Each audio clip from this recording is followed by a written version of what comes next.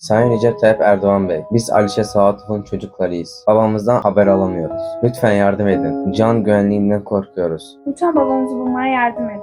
Babamıza kavuşturun bizi.